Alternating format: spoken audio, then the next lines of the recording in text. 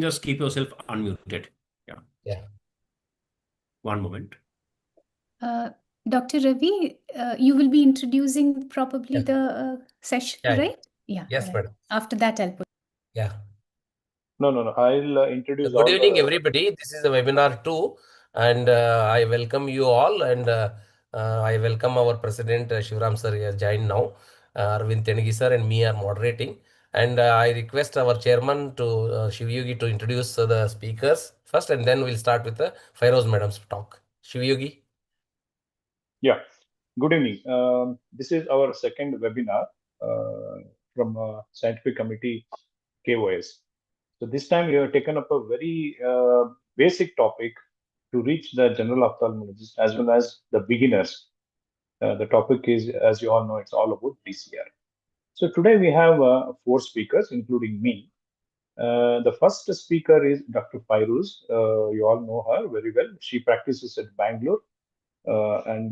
Next, I'll be speaking. Fairoz will be speaking on what to see before surgery. What all things are very important before doing DCR. Then I'll follow her with my speech on DCR surgery, a beginner's guide. After me, Dr. Rupa. Dr. Rupa is an oculoplasty surgeon from MM Joshi Eye Hospital, Dharwad. She's going to speak on a different topic, that is how to do DCR through endoscopic route. Endoscopic DCR. Can ophthalmologists perform it? So that will be her topic. Followed by Dr. Lakshmi. Again, she's from Hubli, oculoplasty surgeon. She'll be speaking on how to manage a failed DCR. And last but not the least, Dr. Shashidhar from Shankara, Bangalore, will be speaking on congenital NLD obstruction, which is very common nowadays in the clinical practice. So he'll be speaking on congenital NLD obstruction management first. I'll request now Dr. Fairoz to start her talk. Thank you.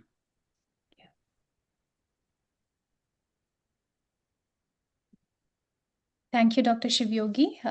Thank you, Dr. Ravi, Dr. Shivram, and everyone, the entire KOS for having me here. As Dr. Shivyogi said, this is a very basic topic, a simple topic, but it holds a lot of importance in our daily practice, and not just as an oculoplastic surgeon or a general ophthalmologist, but also as trainees and beginners, to know the very basics of a very basic surgery that we do, in our daily practice.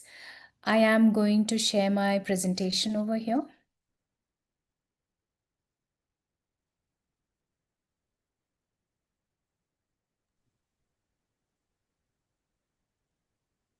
Okay, hope I am visible. My slides are visible. Yeah, so the topic that I got here today is, 1 second, just a second.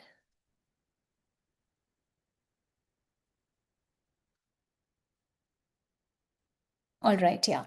What do I look for before a successful dacryocysto-rhinostomy?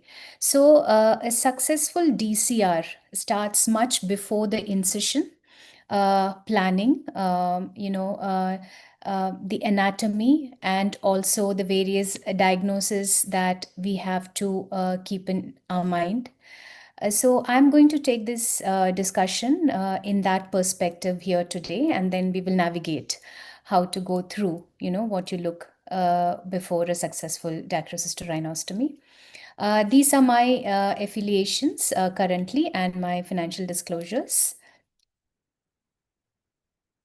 All right. So just, very simple basic principle of what a dacryocysto-rhinostomy is. Dacryocysto-rhinostomy is creating an ostium, as we all know, from the lacrimal sac to the nose. And the principle is from a 3-compartmental model when there is a block in the nasolacrimal duct, where you have a tear lake system, a sac system, and a nasal space. When after DCR, be it endoscopic DCR or external DCR, you're converting it into a 2-compartmental model where the tear lake and the tear directly drains into the nasal space through the sac flap that you have made, and you have connected these 2 spaces. So this is what dacryocysto-rhinostomy is. Now, first and foremost, when we talk about what we are aiming in a dacryocysto is to give relief to the patient for the watering as a complaint that the patient would have. That is called epiphora. So when a patient presents with epiphora, first and foremost, it's so very important to know whether this is really a surgical problem or not, because there can be reflex tearing, there can be many ocular surface issues, it could be a punctal issue, it could be a lid malposition, and there is an array of clinical entities that you have to identify before you even step and decide that you're going in for a surgical intervention in this patient as dacryocysto. It's very, very common that some patients are referred to me for chronic watering, query DCR and NLDO. But then when you really look, right from the eyelid aspect to the punctum and the ocular surface, there are many things which will be hiding and would be the real cause of epiphora. Something which is very often missed in our daily practice is something like this. So this was a 70-year-old gentleman who was in fact referred, for a possible DCR by a general ophthalmologist, where he has been complaining of watering and almost a year. So he also says that there is on and off redness, but not that of the skin, but of the eyelid and the ocular surface. He also complains of discomfort, irritation, and he also has a narrow puncta. So now we have an issue sitting here in a very old gentleman where, there is watering, there is other discomfort that is happening in the ocular surface. The puncta is narrow. So the first step that obviously that we would do is Roplas, which was negative, and syringing, which was in fact freely patent. And this is the ocular, evaluation and the image, slit lamp image of the same patient. As you can see, I'm not sure whether the puncta is seen really well here, but it's in fact pretty narrow. And then he has lots of a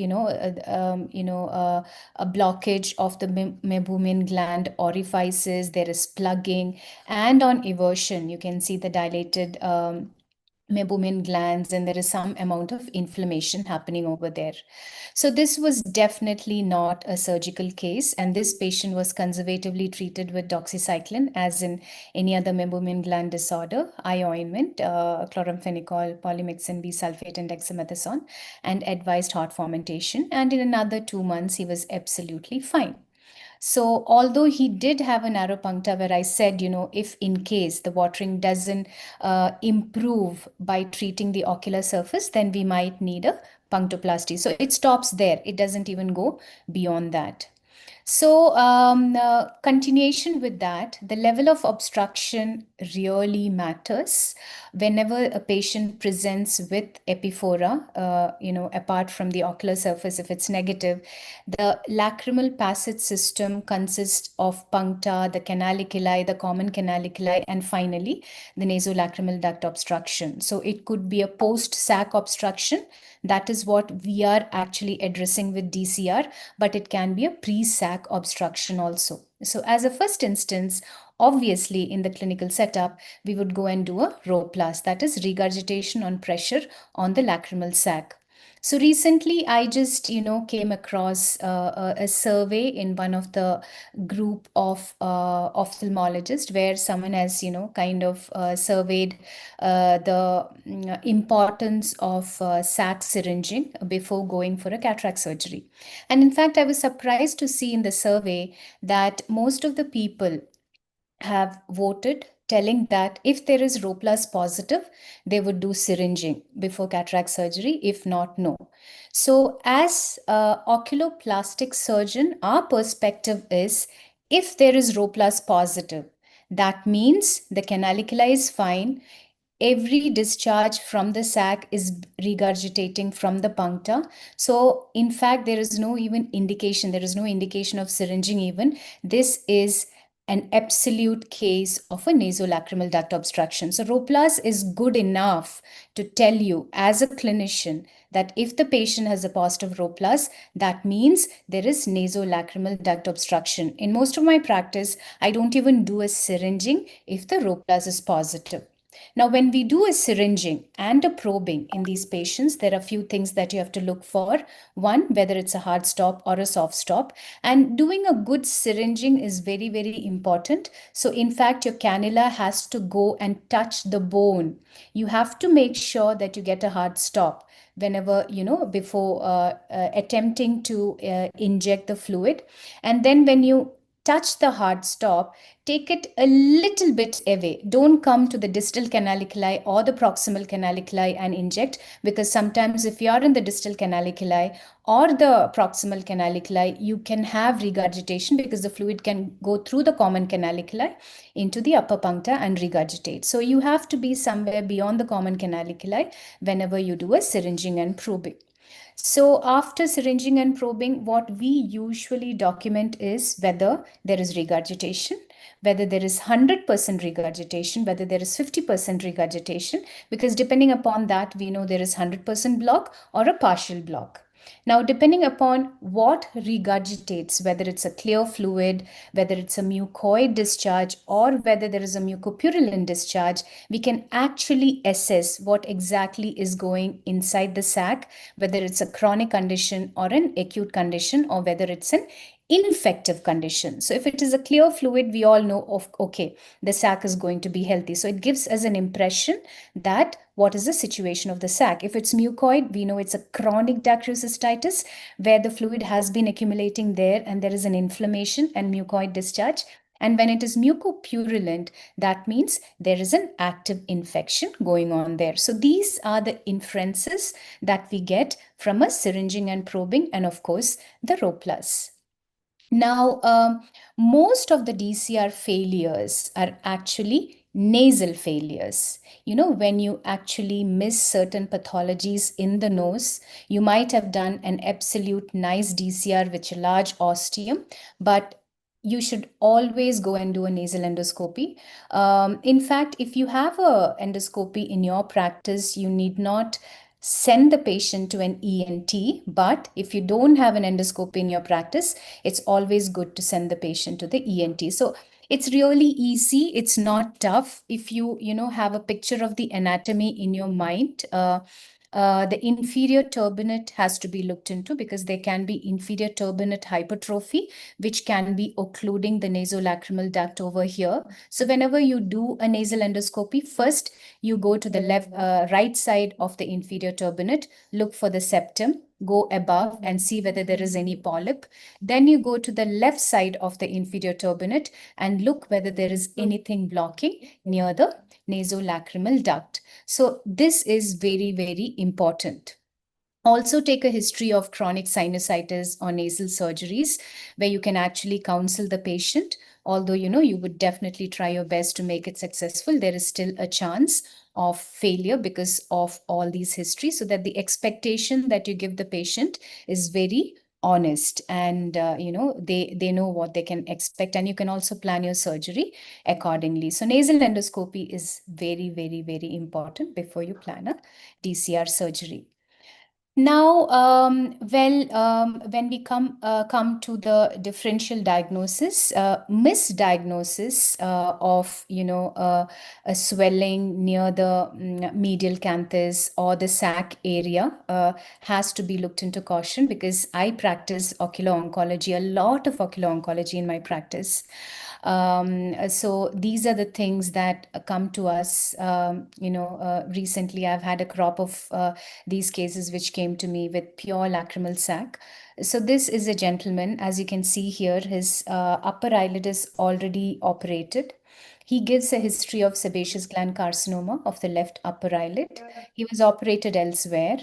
And then now, after 8 months, he's coming with this swelling over here. You can actually see a little bit of a bloody discharge over here.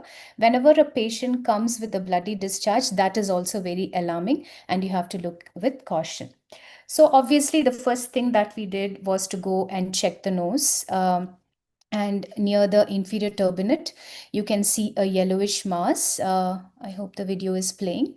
So just below the inferior turbinate, you can see a yellowish mass, and then that is absolutely, disheartening to see this in the nose of a patient who has had sebaceous gland carcinoma and presenting with this mass. So what would I do next is imaging, and this is what the imaging shows over here. You can see a large mass, in fact, extending into the inferior turbinate. So, well, it is just a tip of the iceberg that you're seeing here, which is really simulating a sac, enlargement. But what you see here is a large lesion going much deeper into the orbit. And then it's coming into the nose over here, as you can see here.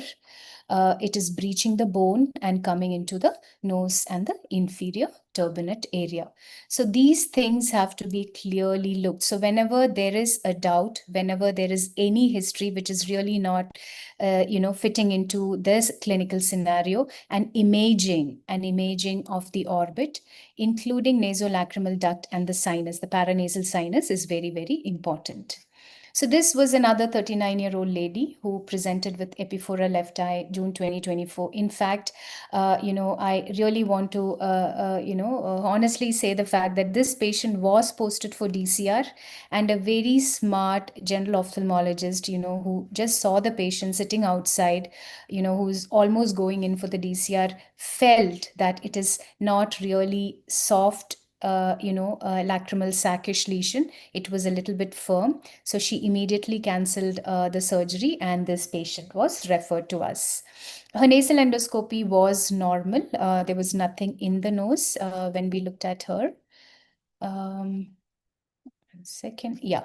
And this was a imaging. Obviously, you go ahead doing imaging. A CT scan and an MRI was done in this particular case. CT scan, obviously, to check whether there is any bony, erosion or bony involvement. And this is the MRI, where you can see a large lesion, which is involving the sac. The entire sac is filled with a firm, dense lesion over here. And this is the MRI. So basically what we did was we went ahead doing a DCT. This is, the tear trough incision that has been taken, exactly how a DCR or a DCT is done. And this is the nasolacrimal duct that you see over here. Partially the nasolacrimal duct looks okay. We excised it thinking that the margin should be negative, and this was how the large lesion was. In fact, unfortunately, pathology, the nasolacrimal duct came positive. The margin was positive, and she went ahead getting a radiotherapy, and it was a polydifferentiated non-keratinizing squamous cell carcinoma of the lacrimal sac. This patient, just not one DCR, she underwent external DCR twice elsewhere. She was actually referred to me for a repeat DCR. Failed DCRs comes to be more often than a primary DCR nowadays, because most of the general ophthalmologists do DCR in their practice. 54-year-old. And despite 2 DCRs, the lesion is growing again and again. It came out to be a solitary fibrous tumor. And this was actually not in the sac, it was above the sac, and she actually remained patent, because the DCR was done earlier. So the case selection is very important. You have to look for active infection, inflammation, tumors. Trauma is also important. This was a patient who was referred to me after trauma. With sticky lashes and lots of discharge. It was a case of dacryocystitis secondary to trauma, which we called as SALDO, secondary nasolacrimal duct obstruction. It is complicated when you're dealing with SALDO. When you're doing DCR, you have to evaluate radiologically where the bones are broken, whether the fracture is fixed, how is the NLD, how is the bone, and you have to take a very difficult call when you're taking the patient on DCR. This is a prosthetic eye that the patient has. There is a facial deformity over here. I went ahead actually doing a DCT in him, a medial canthoplasty. That was the first step. Then his prosthesis was falling out. He had a socket reconstruction done with a mucous membrane graft because enucleation was already done elsewhere. And this is how, the lacrimal sac issue was solved. Medial canthoplasty was done along with it. So whenever you have a traumatic patient, you can plan accordingly. And trauma is pretty as a not a great prognosis as far as the outcome is concerned. And well, as anything, masquerades and also bleeding tendency should also be looked into. Now, the sac really matters. When we talk about DCR, we think that larger the ostium, the DCR is going to be successful, but we often, forget that sac also really matters. How the sac has been, what is the history of acute dacryocystitis, whether the patient had any 1 episode, 2 episode, or 3 episodes, because a good sac will definitely give you a good outcome. A fibrotic sac will have a bad outcome. A thinned, inflamed sac, you have to rest it out. So this patient has come with acute dacryocystitis, multiple episodes. This is the episode that she presented to me. So what will I do in this situation? I will definitely do an incision and drainage, try to take out the pus, and I will send it for culture and sensitivity. Sometimes you might land up with a microorganism which is in fact resistant to certain normal antibiotics that you give post-op. So you have to take care of that for a success. Surgical planning is very important in these cases, where you might have to plan an intubation, mitomycin C, particularly in this case. So I did DCR, I did intubation and mitomycin C, and this is how she was relieved, of many years of this discomfort. Choosing the right approach is also very important, before you step in. Where are you making the incision and which part you're entering, whether it's external or endoscopic. What the current practice and the current knowledge exists is external DCR is still considered as a gold standard, although it has got the name tag of traditional gold standard, and endoscopic is considered to be modern alternative. This has to be discussed with your patient, and if you feel that external gives a large scar, but as an oculoplastic surgeon, most of us are trained in making almost scarless external DCR. This is a patient who has undergone an external DCR with a tear trough incision in his left eye, which is hardly seen. So if you ask me, what is my favorite choice? My favorite choice is still external DCR, although I have done endoscopic DCR, because my outcome is almost 99.9% with external DCR. So choosing the right approach, I would say what is best in your hand should be the right approach for you. So concluding, Epiphora, something that I really want to highlight over here is never get trapped in a misdiagnosis, and you have to always rule out other condition, because Epiphora is not always dacryocystitis. So what you have to really think, and the key takeaway point that I want to express over here today is diagnosis before decision, anatomy before approach. So you should know the nasal anatomy, and you should have gone and searched for other pathologies, so that you deal with that and navigate that as well.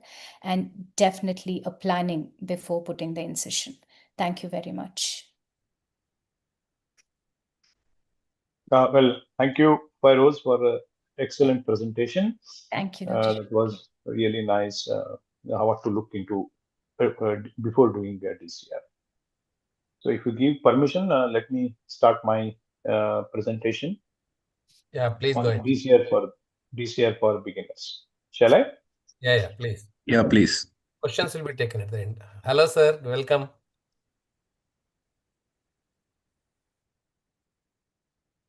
Is getting shared? Yeah, it's getting shared.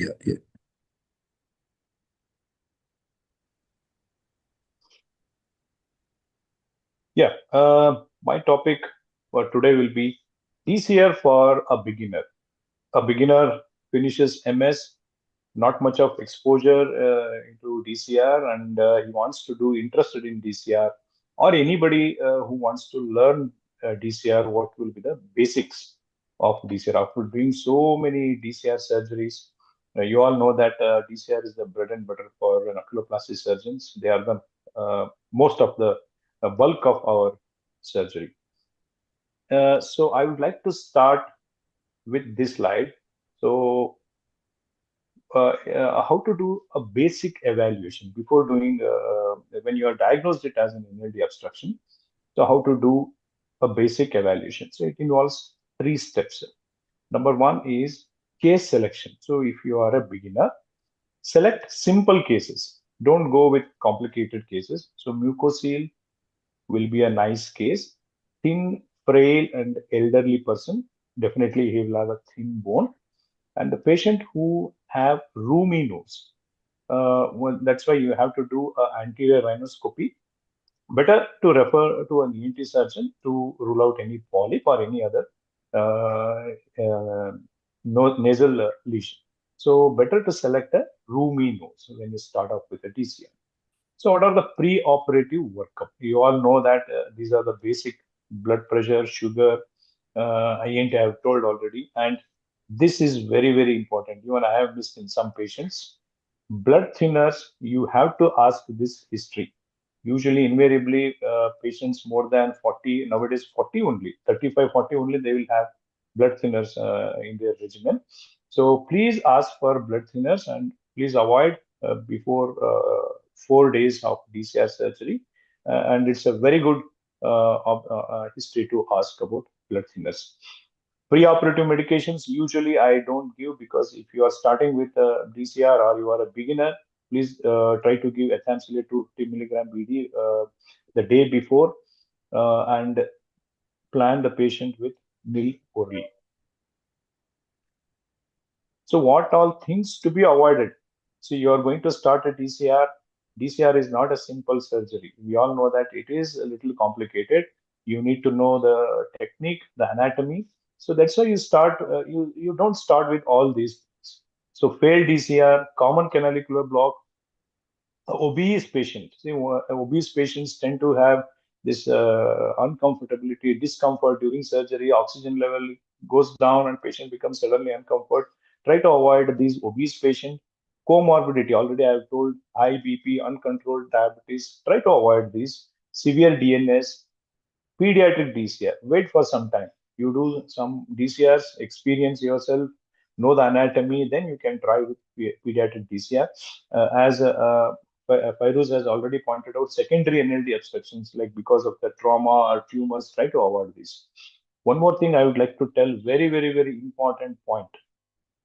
I think all will accept this. Don't do DCR in a rush. You have 8 or 10 cataract cases. Don't post the DCR at the end as a beginner. Try to do it. Give some time, like 1 hour or half an hour, and do it as a first case. This is my request to all those who want to start the DCR. So now we'll come to the requirement. So this is very, very important. A normal functioning lacrimal pump is their requirement, properly positioned and patent puncture. Nobody looks into this. I always talk to my postgraduates before doing syringing or DCR labeling patient as a NLD obstruction. See the punctum, whether punctum is normally positioned or it is outside the tear leaf. This is very, very important. And obviously patent canaliculae. Rule out the canalicular obstruction or common canalicular block. These three things are very, very important for a beginner. Not but not the least, you should have a heart of a lion. This is very, very important. So don't panic during DCR surgery. Most of my DCR failures which I've operated are panic DCRs. So I don't know whether the other surgeons accept or not. 60 to 70% of my failed DCRs are like first time I'm doing the DCR. Like I'm cutting the MCT, seeing the whole bone, no punch, nothing. So have a lion's heart and go ahead with the DCR. Some of the intraoperative tips. Position. Most of the surgeons try to sit at the head end. I prefer to sit on the side of the DCR. Right side, I sit on the right side. Left side, like that. So position is very important. Tilt the patient 10 to 20 degrees up, head end up, and start your DCR. Instruments, as you all know, you should have good forceps, nice, good forceps, nice tooth forceps. And these two important, and punch. Punch, usually I use 3 and 4. So as a beginner, you can start with number 1 and number 2 punch and do the DCR. Nasal packing, very, very important. So I usually do the nasal packing soaked in the Nazivian, that is the decongestant. So how to do this packing? Because this is a paramount step of a successful DCR. So you have to put the pack at the middle meatus. You are going to connect the middle meatus to the lacrimal sac. So it should be superior, posterior, and then go inferior. So follow this route while packing. So it should not go down. So if you go on putting down, the pack goes as much as possible into the throat. Patient will have cough. So you have to go superior, posterior, and then inferior. This is very, very important. And packing with the adrenaline, I have avoided. The reason is the patient will have intraoperative increased tachycardia, becomes restless. So please avoid adrenaline in the pack. You can put the Nazivian nasal drop. Coming to anesthesia, very important. People try to inject 10 to 15 ml, not at all required. For an ideal DCR, 6 to 8 ml is sufficient. 2% of lignocaine, 0.5% of bupivacaine. Again, I try to avoid the adrenaline here. If you are comfortable with adrenaline, you can go ahead with a adrenaline mixture with lignocaine. So where exactly you have to give the block? This is very, very important. Please listen. So there are 3 nerves which has to be paralyzed. Number 1 is infratrochlear nerve. Number 2 is infraorbital nerve. And the third is dorsal nasal nerve. So where does these come? See, how to identify this? Infratrochlear nerve is located in the midway between the medial canthus and the supraorbital ridge. Is my pointer visible? I'm making some pointer here. Is it visible? Yes. Yeah. So infratrochlear nerve block is in between the medial canthus and the supraorbital ridge, somewhere here. So if we inject here 2 to 3 ml, it's enough. No need to inject 5 ml or 10 ml, something like that.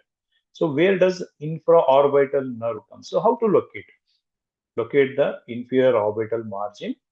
Just 1 centimeter below is the infraorbital foramina where infraorbital nerve comes out. So in the pupillary plane, if you inject 1 centimeter below the supraorbital rim, you will have the infraorbital nerve. Again, inject 2 to 3 ml. That's all. So how about the dorsal nasal nerve? Dorsal nasal nerve is somewhere here. So how to identify, how to give injection here? Follow the bone, nasal bone, where you feel the cartilage. The cartilage and the bone junction, you will have the dorsal nasal nerve arising. So here, if you inject, so you have covered almost 99% of the block. So whole this thing will be nicely anesthetized. And always don't immediately take the patient for surgery. Wait for 10 to 15 minutes as a beginner so that the anesthesia takes up very well. Right, coming to the surgical tips. So people ask me where to put the incision, how much depth it should be. See, I am going to answer all these. So what should be the size of the incision? So as a beginner, you can extend up to 1.5 centimeters, that is 15 millimeters. So we all put 10 to 12 millimeters. So where exactly it has to be put? Around 2 millimeters above the MCT and around 8 millimeters or 10 millimeters below the MCT in this fashion, semicircular fashion. Some people put straight incision, some put curvilinear incision. I have an habit of putting curvilinear incision. Only thing is the line of Langer's run like that, and it gives a good wound to the patient. So how much should be the depth? Don't go up until orbicularis. Don't cut the orbicularis. Orbicularis muscle has to be separated. If you cut the orbicularis muscle, you are going to damage the lacrimal pump, and you're going to have the bleeding because it's vascular, right? So put skin and subcutaneous incision, and using the artery forceps, I'm going to show the video. It is going to be followed by video. Using the artery forceps, just separate the orbicularis muscle. So in this picture down, you can see the skin incision around 2 millimeters above the MCT, around 8 millimeters below the MCT, and you can see the orbicularis fibers not cut, right? So that's about the incision. So next, once you separate the orbicularis using the artery forceps, you will see a ligament, a fine glistening white ligament that is called as the medial canthal ligament. I'm not going into the depth of anatomy of the medial canthal ligament. That is the anterior limb what you see. So you have to separate the anterior limb along with the periosteum. This is very, very important. Once you remove the MCT insertion along with the periosteum, you will see the lacrimal fossa. So this is the lacrimal fossa where I am pointing out. This is the lacrimal fossa. The identification of MCT is of paramount importance in DCR. So once you identify the MCT, almost your 50% of DCR is over. So once you revert the MCT along the periosteum, so you will see this lacrimal fossa. Remember, lacrimal fossa is made up of two major bones: frontal process of maxillary bone, and this is the lacrimal bone. So usually there will be 50-50%. Most of the books say that 50% and 50% of lacrimal bone. So why I'm telling it is very, very important. In some cases, the frontal process of maxillary, the contribution is more. It is around 70%, 80%. So in that case, you are going to feel the bone punching is really hard, and the DCR is going to be a failure. So identification of the frontal process of the maxillary bone, how much it is contributed to the lacrimal fossa, is very, very important. In some cases, it is just 40 or 50%. Very easy to do osteotomy in such cases. And also in young patients, this frontal process of maxillary bone is very thick, very difficult to do punching. So this is very, very important. Again, I'll repeat you, lacrimal fossa is made up of majority by the frontal process of the maxillary bone and the lacrimal bone. Usually, most commonly, 50% contribution will be there.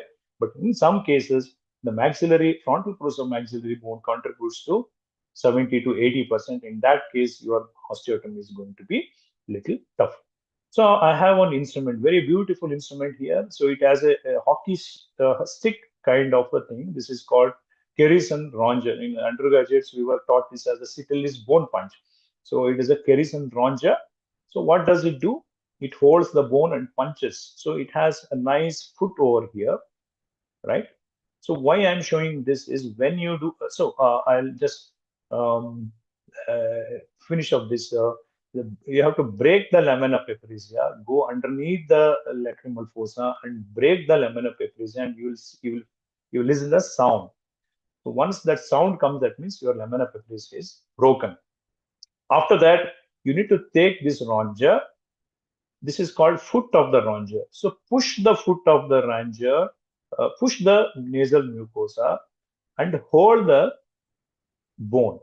So this foot should come in between. It should sandwich between the mucosa and the bone, right? So this is how you have to do the bone punching. So you have to push the nasal mucosa so that nasal mucosa doesn't come in the punch.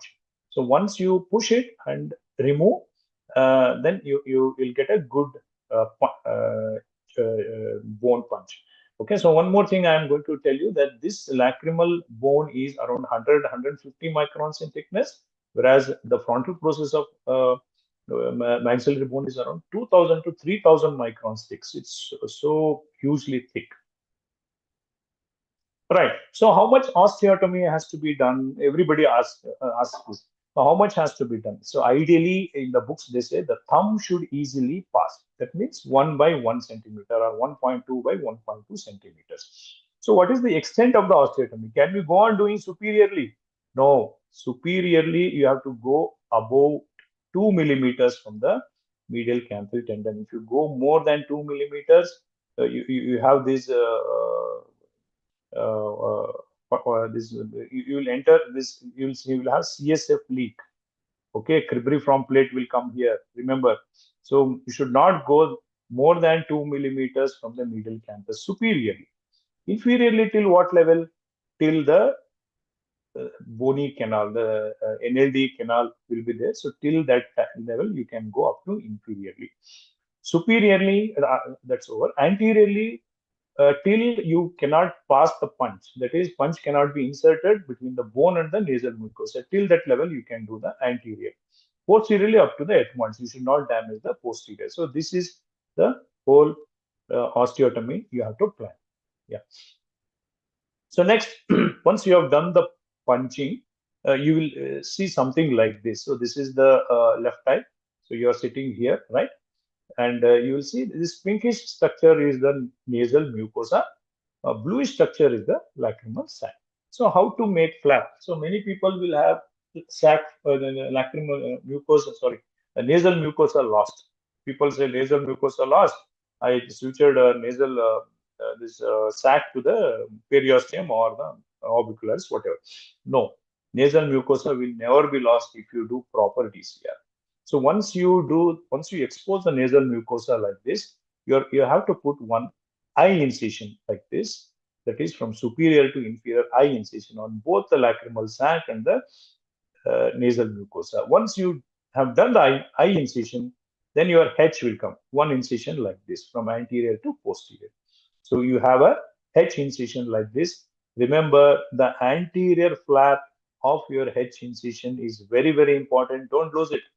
So anterior flap of both nasal mucosa and anterior flap of the sac should be sutured. What about posterior? In my practice till today, I have removed all posterior flaps of the nasal mucosa and lacrimal sac, especially lacrimal sac. What happens if you don't remove the posterior sac? It will form a some syndrome, and your DCR is going to be a failure. Yeah, let me finish. So how to close? You have to close it in layers, orbicularis, medial canthal tendon back to its attachment. If you have a bone at the frontozygomatic suture, you can suture it to the periosteum. All using 6-0. I use all my sutures are 6-0 Vicryl sutures, and I put intermittent sutures for the skin closure. So post-op, as you all know, one thing I would like to tell you that the patient should be placed in a prone position with the chin elevation. That's very, very important. And for the beginners, I keep telling my postgraduates, don't put ointment in the eye. Ointment should be only on the wound. The reason is it clogs the punctum, and the patient will have still epi for another 2-3 days till the ointment gets clear. So don't put ointment to the wound inside the eye. Sorry, put the ointment over the skin where it has to be put. You can put the drops in the eye. So that finishes my slides. Let me show a video. If I have some time, I'll just run through this video. So here I am making the marking just for this video. Right. So that is where you put the nasivia nasal drop, then go superiorly, as I told in the slides. I just measure this. This is for the beginners, just to measure and put the pack using the nasivia nasal drop. I'm sorry for the video. Video is little blur. See, this is a 15 number blade. Put a curvilinear incision around 10 to 12 millimeters and retract the orbicularis using the artery forceps. Then you have this cat's paw retractors. You see this glistening MPL. Just put one stroke of 15 number blade. I'm not cutting the MCT. I'm just putting one stroke and then separating with a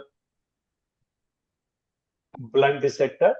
Care should be taken both the periosteum and MCT sac should be separated laterally to expose the lacrimal fossa.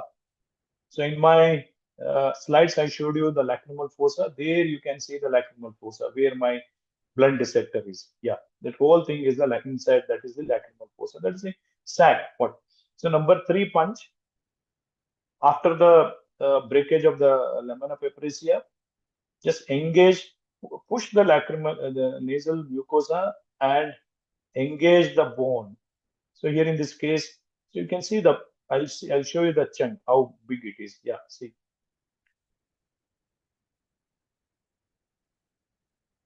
Sorry, my incision is little smaller and the visibility is little poor. This is how I put vertical incisions, the head-shaped incision which I showed. Then usually I cut the head using the scissors actually. Now I'm going to put the incision on the nasal mucosa.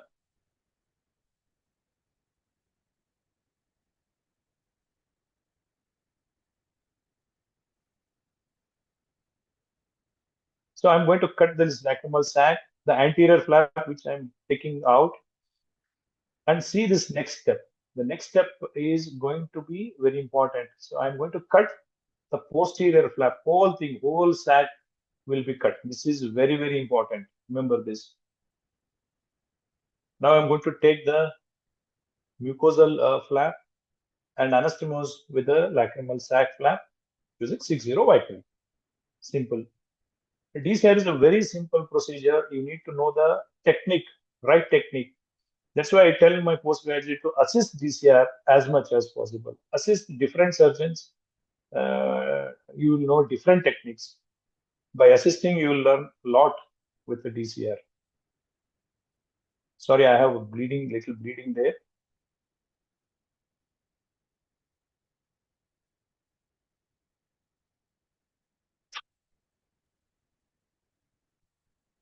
And then I close. One point I would like to tell here is that nowadays I remove the pack after 2 hours, and my patient sleeps so nicely in the night. I don't have this kiri. 2 hours after surgery, I remove the pack. Sometimes I send them home if they are nearby. Otherwise, I'll admit one day and the patient next day. Thank you very much. Thank you, Dr. Shivayogi. I think you can stop sharing. Excellent exposition of the very commonly done surgery, DCR, which is always a nightmarish for the postgraduates. And the present postgraduates, as you said, are not very familiar with a very common procedure. It is much more easier than and more forgiving than their cataract surgeries. That's what I would like to tell them. I think in a nutshell, to do a good DCR, you should have a good idea about the anatomy. As he rightly pointed out, you should know where things lie in the eye with its possible anatomical variation. In fact, the anatomical variation may be the very reason why this patient developed an NLD block. So normally, it is an abnormal situation. Sometimes the bone can be very thick. There can be a very posterior suture that most of it is basically the frontal process of maxilla. There may be sometimes more anteriorly placed ethmoidal ear cells. The sac may be either too huge or maybe very, very fibrotic. So you need to modify your technique. So anatomy, a good assistance is very important, at least for beginners. A good assistance, good visualization, good mopping, suction is all the more very important. You can't have a bloody field. And patient preparation, as he said, please spend time on patient preparation. Your intraoperative time will be less. And to add to that, a bit of a brave heart. I think preparation, anatomy, assistance, and brave heart, these are the ingredients of a successful DCR. I think I urge more and more young ophthalmologists to actually take up DCR so that we can probably reclaim the DCR from the ENT surgeons. Dr. KP, can I add few points here? Please, please. Yeah. So when we call DCR, so there is this, joke that we always say DC war. It is a war with the blood that people often think. So you get kind of, as a beginner, you might always get worried when you see a lot of blood. So in my DCR, the two instruments that I really value in my right and left hand, one is obviously the puncher, and the other one is always the suction. Suction is there always in my hand. So whenever I punch, so I am actually navigating. So I have a very clear view, not the assistant. My assistant would actually, have the cat's paw in the hand and help me with other instruments. So preparation with good, lignocaine, adrenaline, controlling the bleeding, cauterizing the vessel if at all, there is bad bleeding is good. Avoid cautery, but then suction, as Dr. KP said, is so important. So these are the two things that I always have in my hand during DCR. Regarding the incision, every surgeon has their own way of doing incision. To make it more cosmetic, doing a tear trough incision, where you have the line, the tear trough line, will actually camouflage the scar really well in a DCR. So that is something that I want to add. Yeah. I think without much ado, we'll go to the next talk. Is it you, Dr. Rupa? Shivyogi has a question, sir, on YouTube. How does the, where to break the lamina papyracea like that? Shivyogi? On YouTube, there is a question. Can we take it at the end? Yeah. See, I'll answer it. Lamina papyracea will be at the end of the bony, whatever bone you feel, just follow the bone down. The soft structure you find is the lamina papyracea. Okay. Right? You just follow it, and once you poke inside, that is the lamina papyracea. Then you can just extend that fracture superiorly and inferiorly. Then your whole lamina papyracea is broken. So ideally, you should break whole lamina papyracea before doing the osteotomy.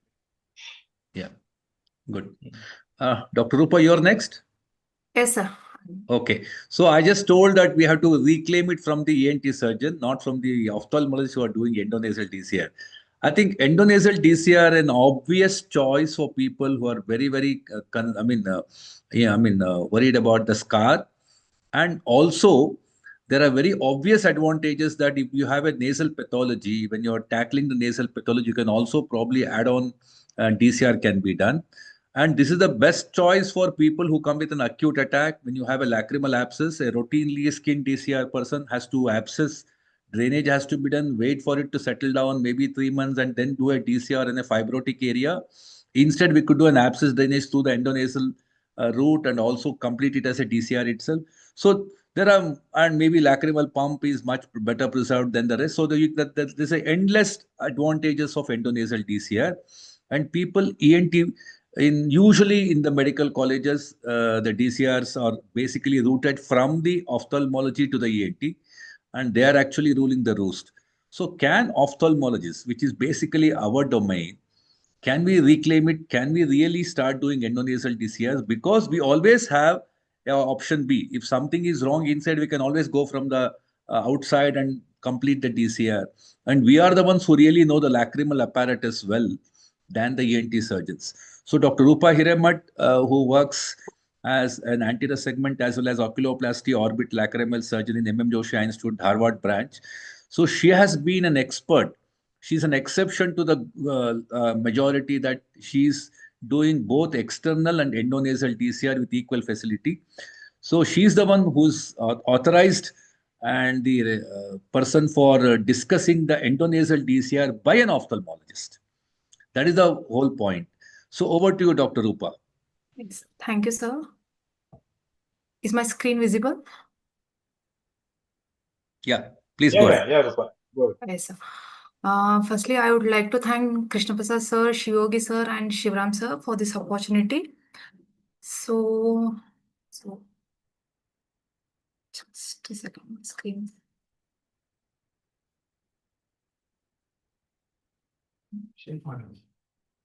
It's not moving.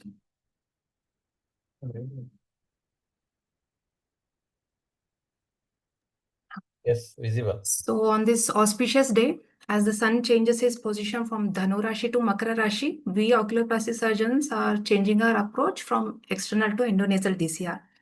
So even though a larger portion of the lacrimal system is towards the ophthalmic part, we have, like, before starting any endonasal surgery, we face some of the hurdles, like knowing the endoscopic orientation, the hand-eye coordination, and operating in a restricted place with a newer anatomical structure is little difficult and it's little challenging. So a proper training is very important before starting into a endonasal DCR. So for any surgery, surgeon must know a proper anatomy and also the physiological functions of the pathway. So even though the DCR, like endonasal DCR, it should be considered as a collaborative approach from ENT as well as a oculoplasty surgeon. So oculoplasty surgeon should know a proper anatomy of the nasal cavity. So looking into it, so here will be operating on the lateral wall of the nasal cavity, which has 3 turbinates and 3 meatuses. So here the structures, we operate on the middle meatus. So the structures which we see here from front to back are firstly the frontal process of the maxilla, and later comes the lacrimal bone. And this is the area of our interest, where the sac is located on the other side of the nasal wall. And behind the lacrimal bone is the uncinate process. So behind, like, it has opening of many sinuses like frontal, maxillary, and ethmoidal sinuses. So whenever we make any bony openings, the ostium should not extend beyond this uncinate process, because there will be some chances of damaging to these sinusal opening. So the bony ostium opening should not extend beyond the uncinate process. That should be taken care while doing a bone punch. So this is the endoscopic view, which shows the middle turbinate, the axilla of the middle turbinate, this lacrimal crest, which has a lacrimal sac position, and above the ala nasal cells, and below will be the inferior turbinate. As Fairuz ma'am said, endoscopic examination is very important before the surgery to rule out all these pathological conditions, because these has to be treated before the surgery itself to get a successful outcome. So in patients, those with the atrophic rhinitis, they'll have a very unhealthy mucosa. The chances of synechia formation at the ostium are more higher in such patients. So I usually get my pre-op checkup done by an ENT surgeon to rule out all these things, and they'll usually treat all these things before the surgery itself. And then the deviated nasal septum, it gives a less room for the surgery. And like if it's a mild and moderate one, then we can go ahead with the surgery by decongesting the mucosa. And if the patient has any concha bullosa and ethmoidal bullae, they may block the ostium in later stage, leading to a failure. So all these things has to be dealt before the surgery itself. As Shivogi sir said, the external nerve infiltrate is same. We give infiltration to the dorsal nasal nerve, anterior ethmoidal nerve, infratrochlear nerve, and infraorbital nerve, which is given with the 2% lignocaine adrenal mixture. The nasal packing here, it's very important. It's done with the 4% lignocaine and adrenaline mixture, which gives a decongested mucosa, as well as it provides more room for the surgery. And also, as it's emphasized before in previous talks, BP should be well controlled, and antiplatelet and anticoagulant should be stopped by taking physician fitness. So coming to the instruments, this is the endoscope, which will have a connection like light system connection and a camera connection. So the tip of the endoscope, it comes with a various angulation. That's a 0, 30, and 45. 0 will give mainly the front view, 30 a bit of front and the lateral view, 45 gives mainly the side view. So to begin the surgery, the beginner should start with the 30 or else a 0-degree probe. That will give a more clear view of the nasal cavity. And these instruments will be dealt while discussing the surgical process. So these are forceps and punches. So going to the surgical process, this is the middle meatus. So here you can see the middle turbinate, the axilla, and then the lacrimal crest. This is the inferior turbinate, below which is the inferior meatus. We'll start with infiltrating the nasal mucosa with 2% lignocaine adrenal mixture. The needle should go till the bone depth, and then we have to inject. That will elevate the nasal mucosa. And the nasal mucosal flap is taken by a vertical incision. The incision should start from the axilla of the middle turbinate, and it should extend till the inferior turbinate. The similar length incision is taken even front, like about 10 mm in front of the previous incision. And then these two incisions are marked. And always the incision should go till the bone depth, so that we should not have any tear during the while reflecting the mucosal flap. And some surgeons, they do a posterior based flap where they'll reflect the mucosa on the middle turbinate. So once we reflect the mucosa, like here I do a inferior based flap. So the structure which we are seeing after reflecting the mucosa is the frontal process of the maxilla. So as you are seeing in this picture, so our bone punch, it will start from down upwards. The kerosene is inserted between the lacrimal and the front process of the maxilla. And as I always tell in my all the talks, the manual, which is very important, is like the punch should not do a bone bite. It should be like firm grip, and then you have to rotate. So with that manual, we will get a large piece of the bone. So here in another case, you can see. So here we hold the bone and we'll remove it, and then again we'll hold it, and while just with the twisting position, you can remove a large piece of bone. This maneuver, it will save our energy as well as time. Sometimes when we go superiorly, if we cannot punch the bone, then we use these drills, which will reduce the thickness of the bone, reshape the bone so that we'll have a firmer grip of the bone, and also it soften the edges of the bony osteum. So here you can see the sac is exposed. It's another case. So here the complete sac is exposed. Then we'll cannulate the canalicula with a lacrimal probe, and then we tent up the lacrimal sac. Then with the help of keratope, we'll incise the lacrimal sac. So in this technique, we should not damage the common canalicular opening while cutting the sac. So it should be opened from top to bottom completely with full thickness. So once we open, you can see a probe has entered into the nasal cavity. So after that, we'll give 2 horizontal cuts, one above and below the in the lacrimal sac.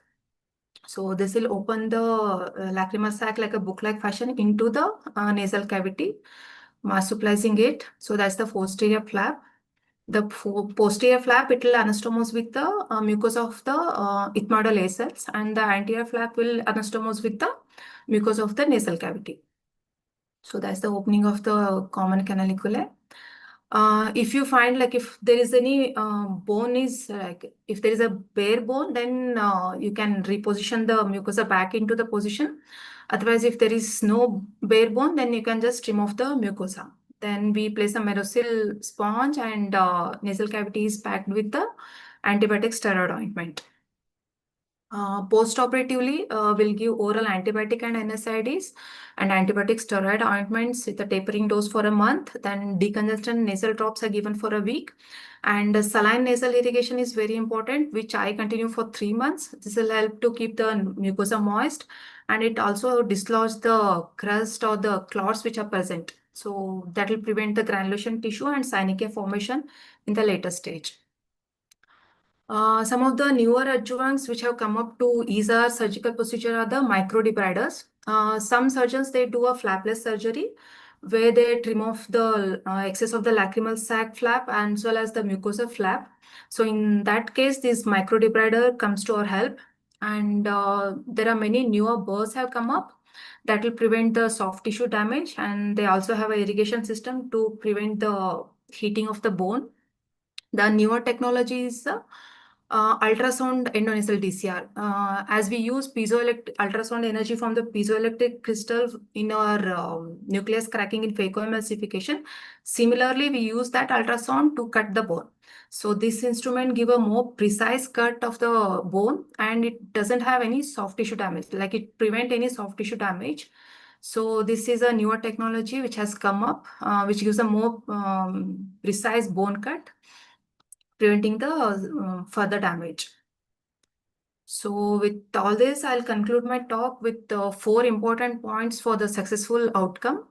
Firstly, there should be a proper case selection. Any nasal pathology should be dealt before the surgery.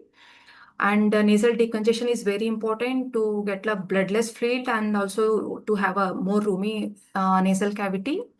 Part 3 is exposing, exposing the fundus of the sac is very mandatory thing in endonasal DCR, or else you should expose till the opening of the common canaliculi during the surgery. And mucosa to mucosa anastomosis is also very important to prevent the granulation tissue formation in a later stage. So with this, I conclude my talk. Thank you. Thank you, Dr. Rupa. I think you can stop sharing. Very impressive talk.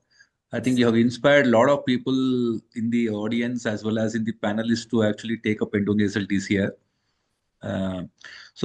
Quickly, before we go to the next talk, can you really tell how do you, since you can do both, what percentage of your DCRs are internal and external? And second thing, how do you choose? Number one. Number two, like for somebody who is converting into endonasal DCR, at least partially, what are the three things that you want to tell us so that they don't get disheartened and leave this process? So like in my case, I do like 60 to 70% of my DCR and endonasal.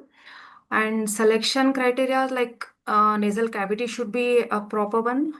Those with a severe DNS or any synechia or any burr at the site. So all those things I usually avoid. I'll give it like if a ENT surgeon can treat that and give it to me, then I'll do endonasal DCRs. And for a beginner, like initial step is like a difficult one. They can start like as we have the privilege to convert it into external DCR at any point of time. They can start with a single step in each cases. Like they can start with initially they can start doing endoscope to know the nasal cavity. Then they can start cutting the, like I started that way. I usually used to do like single step in each cases, like mucosal cut. Then in next cases I used to do bone cut. So I started that way. So as we have that privilege to convert it into external DCR, we can start it. It's not a difficult process. When we master it, like we feel it's more easier than the external DCR. So time consuming is also less, the bleeding is less. So it's a most rewarding procedure. What about the bleeding? Bleeding, like compared to the external, maybe we see more blood in an endoscopic view, but the blood loss actually is less compared to the external DCR. Whatever the suction thing which we see, it may fill up to half of the bottle in external DCR, but in endonasal DCR, it's like little. The loss is literally less in the endonasal DCRs. But excessive bleeding can be a serious problem in the visualization because the space is very less and you have no way to. If you have a proper decongestion and a BP control, the bleeding will be less. It's not because the area which we operate, it doesn't have any major blood vessels. So actually the bleeding will not be much if we control the blood pressure and proper decongestion preoperatively. Okay. Rupa, Dr. Shivyogi here. Yes, sir. Good to know that you are doing around 60 to 70% of DCRs in your practice. Are you doing it under local or general anesthesia? So can you be a little louder? It's not very clear. Are you doing under local or general anesthesia? Local anesthesia, sir. Local anesthesia. Yeah, That's, sir. yeah. Only those Good who are to know not that you are cooperative will go Yeah. for a general anesthesia. Otherwise, 90% of my surgeries, endonasal surgeries, are under local anesthesia. You suture the flaps? No, sir. Like No. before, I used to put that flap back into the position, but sometime there used to be some dislodge. So now I'm doing a flapless procedure. So I'll just trim off the mucosal flap, and even the excess of lacrimal sac flap I'll trim off.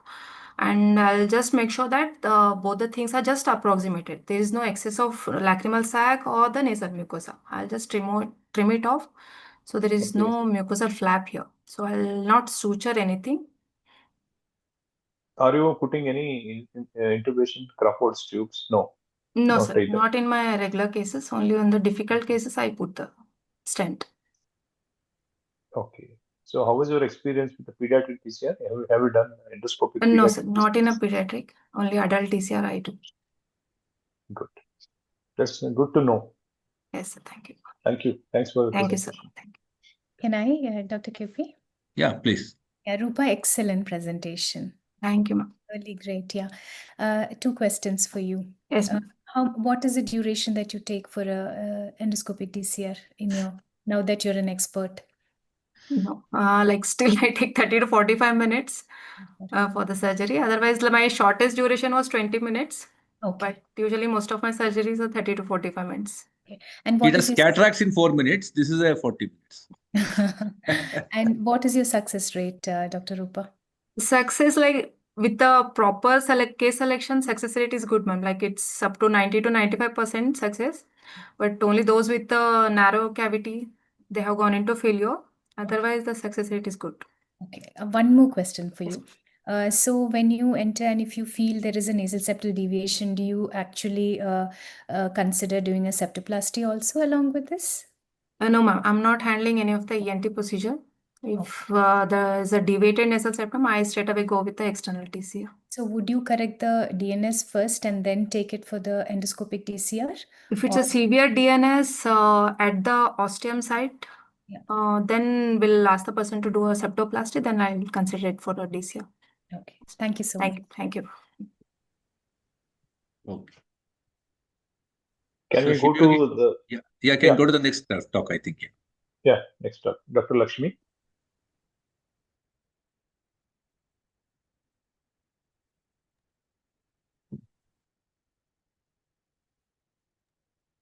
Dr. Lakshmi is a very celebrated oculoplasty and orbit surgeon in Hubli. She is in JJMMC, the new KLE Medical College in Hubli, and she has worked. She has been trained at Arvind for her 2 years of oculoplasty fellowship after her PG at Hassan Institute of Medical Sciences. So she'll be telling about a failed DCR. So she, Lakshmi, please continue.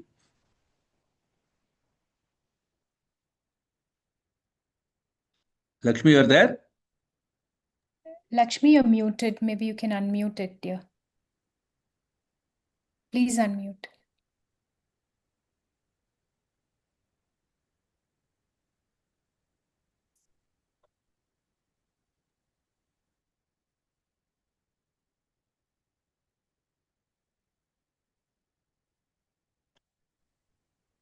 Karan? Hi, Karan. Yes, Lakshmi, are you there? sir. Sir, I am sharing the slides. Oh, she said, okay. Wait, but her voice is not coming. Yes. Let me call her once. I'll just call her. No, she's here only. She's in the... She is there, but not responding, sir. Dr. Lakshmi? Okay, I'll just stop with this. Yes. Yeah. You Is can it start. audible now, sir? Yeah, now it's clear. Yeah. Thank you so much for giving me this opportunity. Without further delay, I'd just like to start my presentation on managing a failed DCR. Next slide. As we all know, DCR is a standard surgery which is widely accepted for primary nasolacrimal duct obstructions. And as we all discussed now, the debate versus external and endonasal DCR continues. Whatever said and done, which is in the best hands in view of patient's comfort, which whenever you're doing good to the patient, I think that should come first.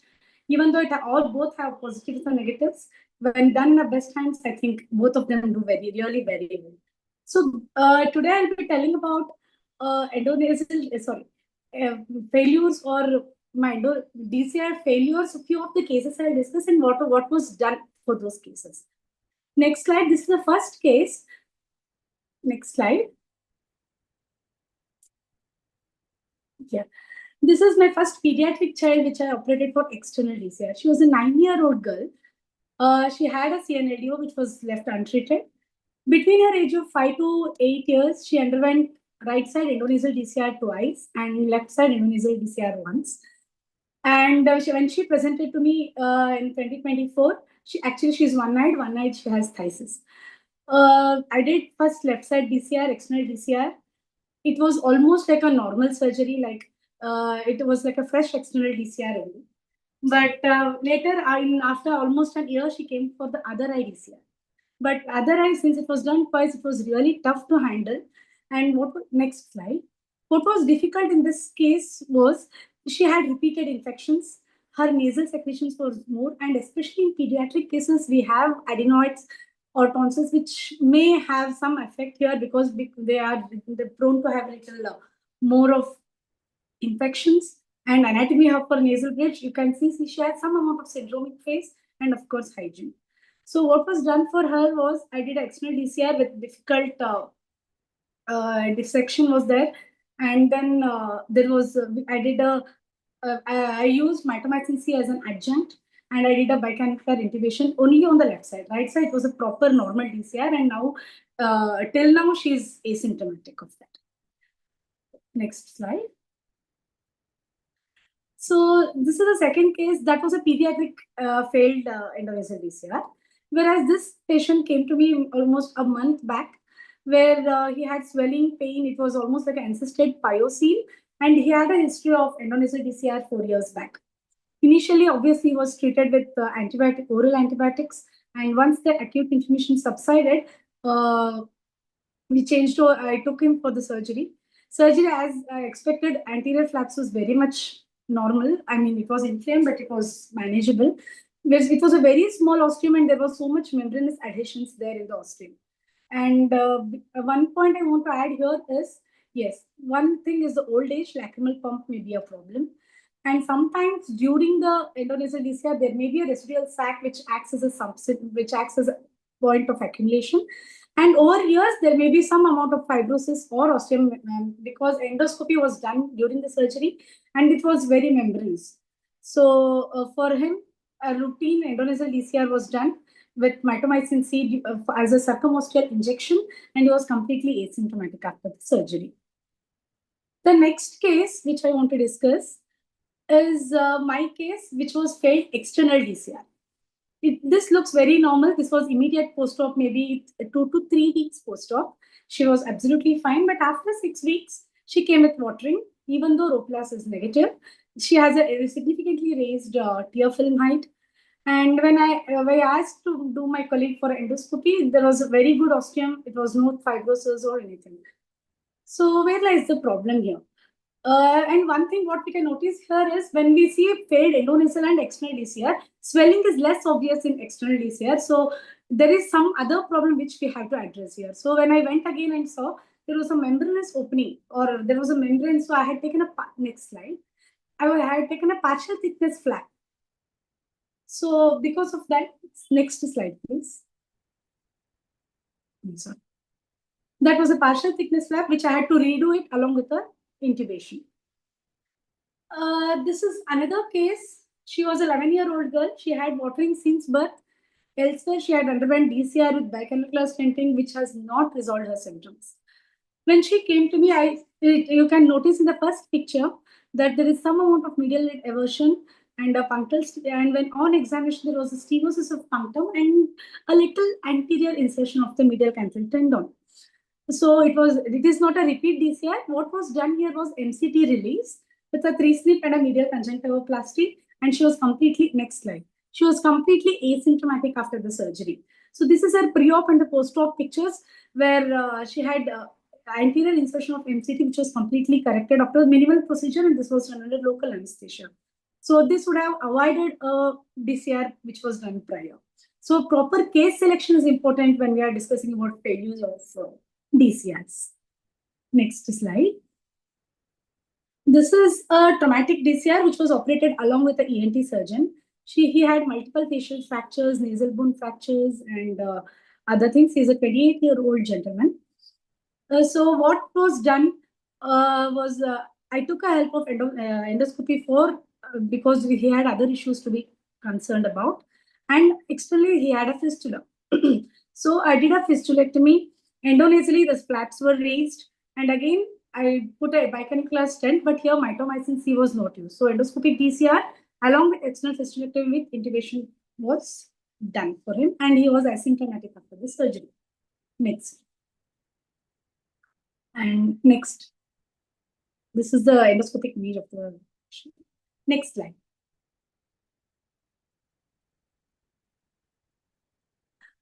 This is a 56-year-old gentleman. He was advised DCR elsewhere. He came to me for another opinion and for surgery. So when I asked my optician to do just syringing, or I wanted to do syringing, punctum was very small. So a simple 3-snip amphilotomy, I felt a minimal, little bit of hesitation when I was crossing the probe. So I wanted to put a mini Manoka stent here, but during the procedure, it was not available. So what I did here was a small cannula, which was 16 pediatric cannula. The silicone tube I injected, I kept it for 1.5 months. And now the symptoms completely resolved. So DCR was not done at all. So appropriate case selection. So these are the first 6 cases which I want to highlight, like which is important in case selection to avoid failures. Next slide. So what are the factors in external dacryocysterinostomy? Usually in the external DCRs, what happens most is the unattended distal canalicular block. Usually we lift the flap. When we pass the probe, little bit of hesitance or little bit of adhesion there, it goes unnoticed, and we tend to push the probe, and that can cause sometime blockade later part, or sometimes partial thickness flap, because as we discussed prior, sometimes flaps may be very fragile or sometimes flaps may be very thick, especially the sac flap. So that partial thickness flap, and you think it has already done, that is the most common mistake here. Or sometimes fundus of the sac, if it is left unattended, as Shivyogi sir was rightly pointing out previously, when you have dissected with the anterior flap, go ahead and remove the posterior flaps in total along with the fundus of the sac. Go under the MCT. If you want to detach and again you can suture, but make sure you're not going to leave the sac remnants. And ostium related, yes, one important point here is the level of ostium with respect to the canalicular opening. Like, but it has, when you are passing probe, the level where it is touching the bone and surrounding that, you have to make an opening. So the level of ostium with respect to the common canalicular opening plays a significant role. Along with that, as discussed prior, size of the ostium and sometimes improper removal of the posterior flap. Next slide. Whereas when you are considering the endonasal DCR, Madam has beautifully explained about the endonasal DCR, how it has to be done. Next slide, please. Yes. So common causes of failure in endoscopic DCR, as I said, sometimes if the sac is left unattended, if you don't go beyond the MCT and remove it, there can be that can cause a source of accumulation of fluid, and that can cause some syndrome. Sometimes thin membrane blocking the tear duct or the common canalicular goes unnoticed. And if, as said, if done by a hands of ophthalmologist, I think this complication or this part of failure can be avoided. And apart from that, sometimes inflammatory growth and granuloma formation, which can happen in either endoscopic or external. And one important thing which I have noticed of late is the high DNS. So whenever you have high DNS on the same side of the surgery, better deal with the DNS first and then go either with the endonasal or external. DNS has to be dealt first, or else post-op adhesion can cause significant scarring and there will be failure in the DCR. So when you are considering the failure in DCR, it can be anatomical failure, which we'll be discussing now, or it may be a functional failure. We call it as functional epiphora. Next slide. So what it defines for a functional failure? It is defined by a presence of an appropriately sized good nasal ostium, free lacrimal irrigation, free on lacrimal irrigation, and there's a presence of dye on FDDT, and still patient has complaints of epiphora with a raised diaphragm height, and obviously there is no sense of any other ocular pathology. That is when you are going to name a patient as functional failure or functional epiphora. Next.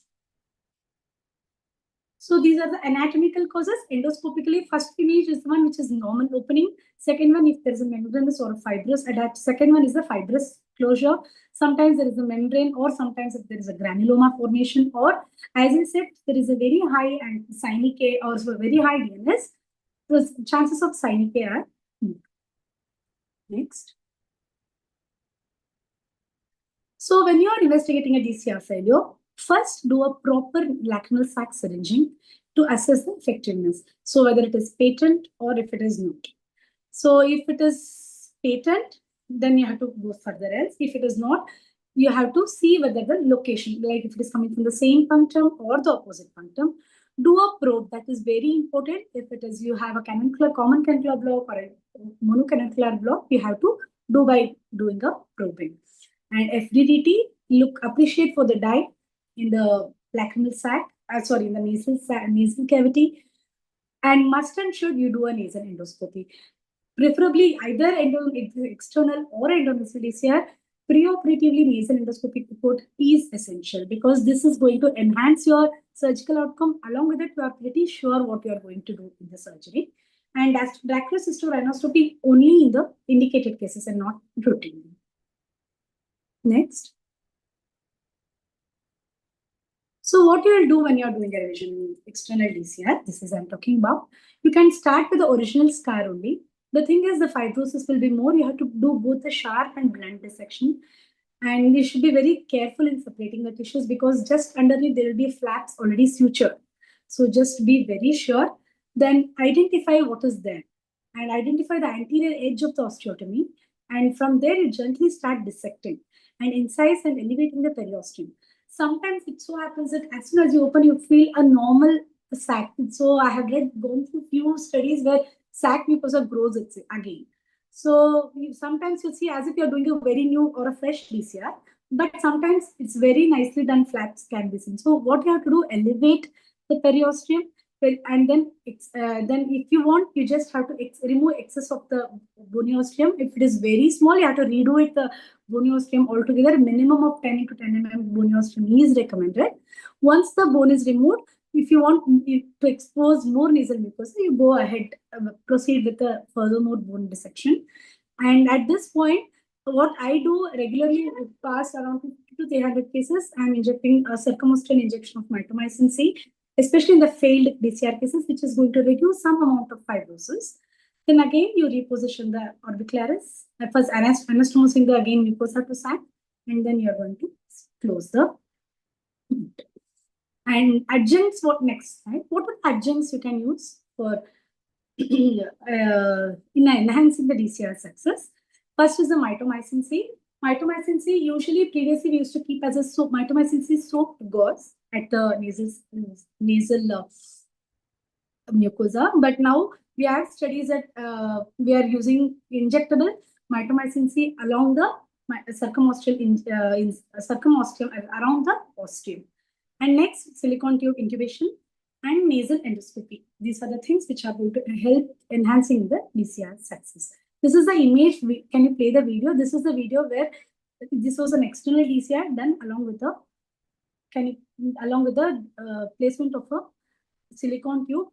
So she had a very good outcome after the surgery. Next slide. So this is a study from LVP again, where there is a proved evidence of giving circumostal injection of mitomycin C for both external and endoscopic DCR, where we are going to give an intramucosal injection of 0.02% MMC at 4 points along the edges of a freshly created osteum. And along with that, even if there is a functional epipora, next slide, you can always have an option of giving a Botox for the lacrimal gland. Usually 2.5 units to 4 units of Botox is given to the palpebral part of the lacrimal gland, to reduce the epipora in intractable cases. Next slide. So as a steps to address the DCR failure, assess how long it has been passed after surgery, do a basic assessment, do an anatomical evaluation, do a nasal endoscopy. It's very important. And do a nasal, after you have done the nasal endoscopy and along with probing, you know what to expect during the surgery. And plan revision surgery, decide endonasal external based on patient needs and how you are comfortable dealing with that particular case. And use of adjuncts like mitomycin C and bicananuclear intubation, it comes in a long way, especially in addressing these DCR failures. And along with that, just don't consider as DCR. Please address other factors, might be a punctal stenosis or just a lid aversion or some amount of allergic rhinitis which is causing all this. So please address all that before you proceed for a repeat DCR surgery. Just before closure, next slide. Okay, additionally, what else points I just want to add here is next points. Yeah, anchoring the sutured flaps to the periosteum is beneficial sometimes because if you have done a very big flaps, it can just fall over the osteum. Sometimes you should not close the flaps if the nasal flaps are lost, and if you have a large flap, you can even attach to the periosteum with the even good results. And after fashioning the sac flap, you can always put a suture, keep the flap away from the dissection plane initially for a beginner so that you'll have a better view for dissecting the posterior part of the sac. And before concluding, I'd like to add this case which was sent to me on WhatsApp yesterday, telling that, Madam, I'm sending this case for DCN because Rupla's is positive, but syringing is patent, ma'am. So it was a case of canaliculitis. So please address what is the cause and treat. Not all require DCR, and which require DCR has to be planned properly. Thank you for your patience.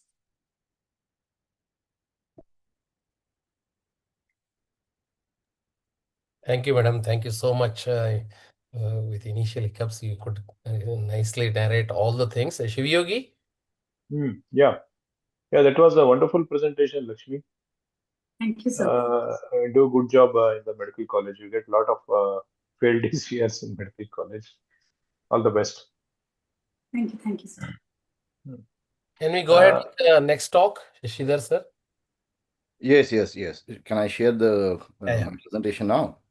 Yes. Meanwhile, I'd like to welcome Dr. Shishidhar, Sir, my namaste, sir. student way back in 2003-4. I'm Sir, happy namaste. to know that he's a very prolific oculoplastic surgeon. Welcome, Dr. Shishidhar. Thank you, sir. Thank you so much. Nice.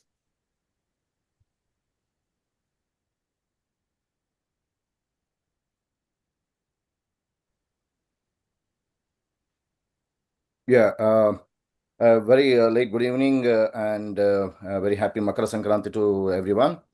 And thank you for the KOS and team for giving me this opportunity in the session. All the topics that were discussed were about the DCRs, and this is a little different from that. It's about the CNLDO, which is very common nowadays in our practice. So everybody, general ophthalmologists, will be seeing this cases. And the management of these kind of obstructions requires us to look into the pathology of this obstruction to plan appropriately. So here you can see the normal lacrimal passages, and the proximal one is the lacrimal sac, which continues as a narrow passage into the inferior meatus as a nasolacrimal duct, and it opens with a small partially blocking valve called as Hasner's valve. So what we have to understand here is basically it's not the obstruction that has developed, it's basically non-canalization of the lacrimal passages, and they are of many different types. So the types could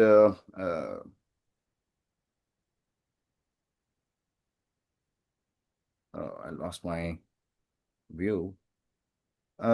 Is my screen displayed? Yes. Yeah, it is displayed, Shishi. I lost it.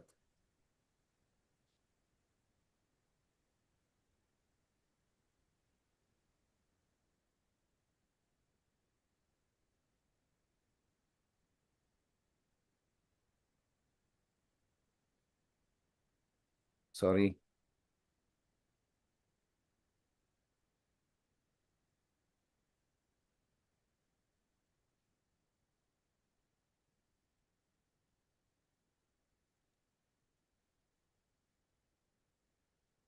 Can anyone tell me where did I lose this screen? I'm No, not you able to see can, it. you can log off and again log in. Stop Stop sharing, then sharing again. and again reshare. Yeah, reshare ಮಾಡಿ.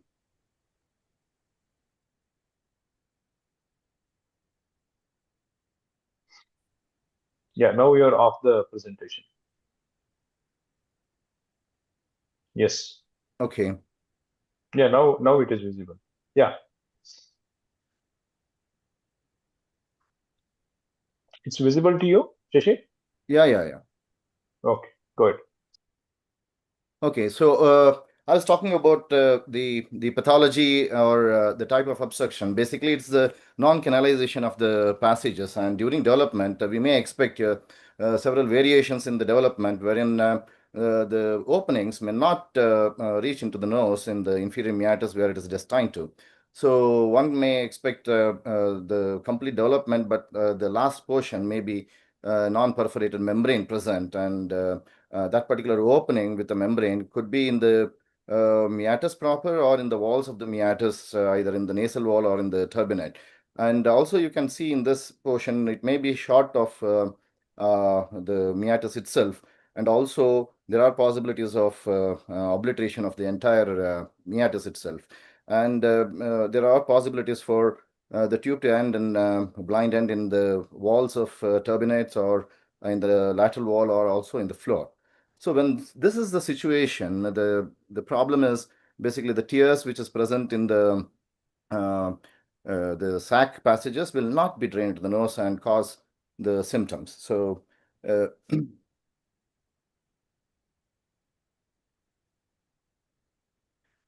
so to as far as the managing this condition, we need to know certain milestones which will help us to plan the management. See, during development at 4 months, the canalization of the lacrimal passages begin with the sac, and then canalicula, and last will be the nasolacrimal duct. And at 7 months, the puncta perforates, and this NLD, which will be the last to perforate, it doesn't perforate at birth. It actually, after birth, the membrane perforates. So this is very important for us to understand because in premature babies, we may expect a lot of babies coming with this problem. Though the membrane is expected to spontaneously perforate by 1 year of age. So other things that we need to understand and consider is the tear production will be very minimal at birth, but adequately it starts producing between 2 weeks to 3 months of age. So anything that you see as a symptom of tearing before 2 weeks, we should consider certain differentials. Yeah, and also elaborately, they have discussed about the DCR and the previous presenters. So the osteotomy bones that are removed during DCR surgery, they actually develop to almost adult type by the age of 3 years. So these are certain milestones in this lacrimal system which may help us to guide the management of this CNLDO. And let's see the most common type of obstruction, that is the membranous type obstruction. Here what we see is the entire thing is developed, but the fluid that comes into the lacrimal sac doesn't just pass into the meatus because of the membranous obstruction. Could be partial or it may be completely blocked. So here, what we have to plan is to see a way out for the fluid to pass through or perforate the membrane. So this we can consider here. What you're seeing, this is ink filler. Earlier days we used to use, and also you can consider like unions, where you will have a bulb where the fluid is filled there. When you try to press on the bulb, it will push the fluid down, and with certain pressure is how it works. So when there is a membrane at the end, so if the pressure, the hydraulic pressure, if it is enough to open the membrane, this will definitely help. So this is the mechanism how we have to consider in this situations as well. So you can see in this picture here, the proximal part, that's the lacrimal sac, is the only thing that is accessible for us to for the finger to press or to give a compression, and the rest of the NLD is in the intraosseous part. So this is not accessible to the finger for compressions. So to effect this hydraulic pressure to exert onto this membrane and try to open it, we have to press in a way where the common canaliculus is also compressed. So there won't be much reflex. It's not necessarily that totally we can do that, but at least it will exert certain good amount of pressure. So this can also be called as hydrostatic massage, described by Kriegler's.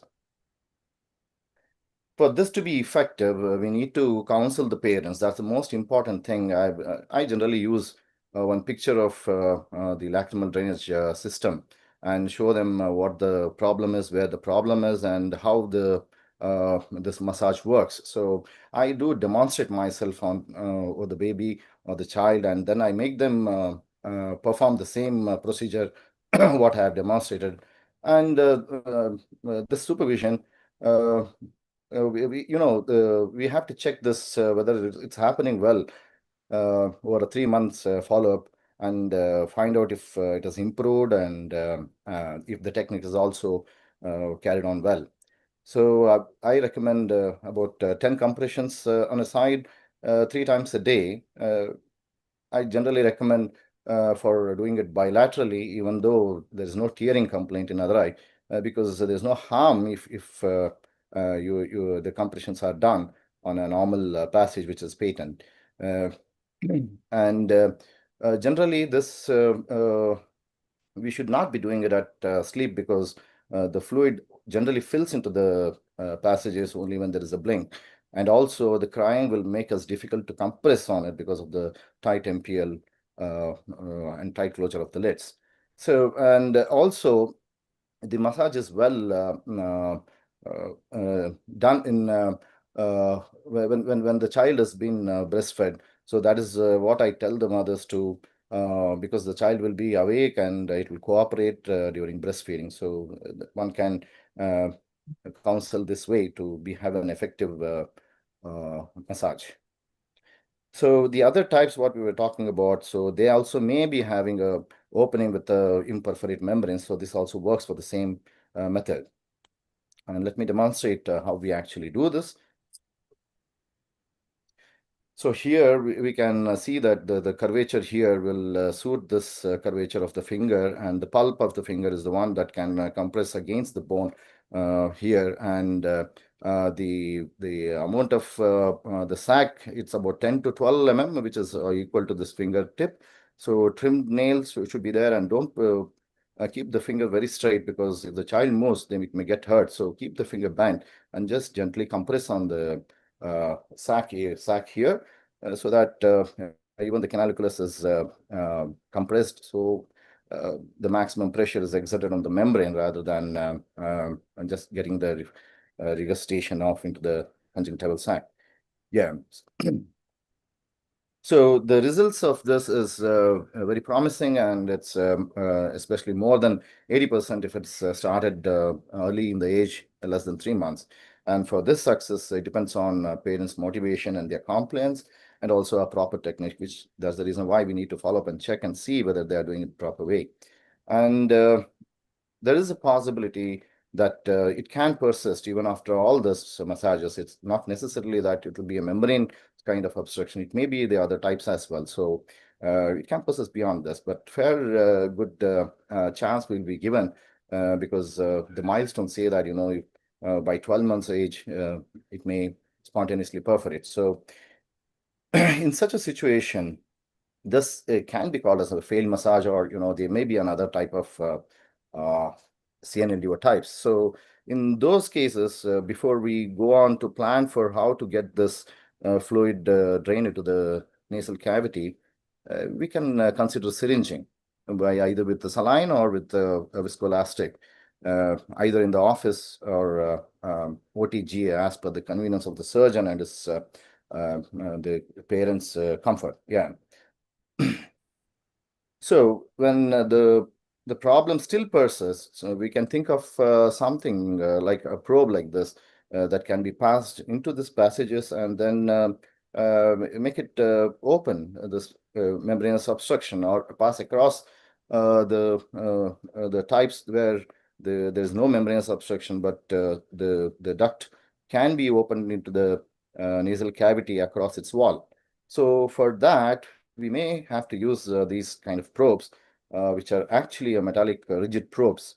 So there are many challenges. Yeah, see, it's easy to say that you just pass a probe and move it across the obstacle that comes by, but there are many challenges. Like these are metal probes. So passing is, we need to know the direction of the passage. So the anatomy here is downward and the backward and outward is the way the passages are, and at the end it turns inwards into the nasal cavity in the inferior meatus. It's just not that. The metal probe, you cannot just pass the whole probe inside whatever comes by, overcoming the obstacles. Ultimately, if you pass the whole probe, it may land up in the mouth across the palate, and if there is a lot of bleeding, then anesthetist, you may have to hear shouts from the anesthetist. So don't give the chance. So please mark the length of the probe that should be short of the floor of the nasal cavity. And since this is a blind procedure, the chances or the risk of false passage is imminent. And I would recommend, and I consider this procedure to be done in viscoelastic filled passages by injecting the viscoelastic syringing. and then gently gliding or sliding this probe rather than pushing and forcing it open, passing into the passages. So once we have done this and we encounter a membranous obstruction, a gentle push can open this membrane. And the another challenge is how to confirm that it has entered into the nose. So this can be assisted by an endoscope, and as we have seen, the endoscopic visualization of the nasal cavity has been excellent. And also, if we don't have that, we can indirectly do a syringing and then use a suction catheter and confirm the passage of the fluid that we have syringed. So doing this procedure, it's not always that we encounter a membrane. There may be a bony obstacle as well. So we should not force through this bony obstacle, but rather try to find a cross around this bone, a least resistance area where we can pass it and establish a patency. And sometimes in between this bony obstacle or the membranous obstruction, as I've said that, the tubes may blind into the walls. So we may have, we may feel the obstacle may be a little soft to firm feel. And this is actually the wall which we can pass across a probe, which is thinner than the usual one. And gradually, serially, you can pass more the larger probes and dilate it.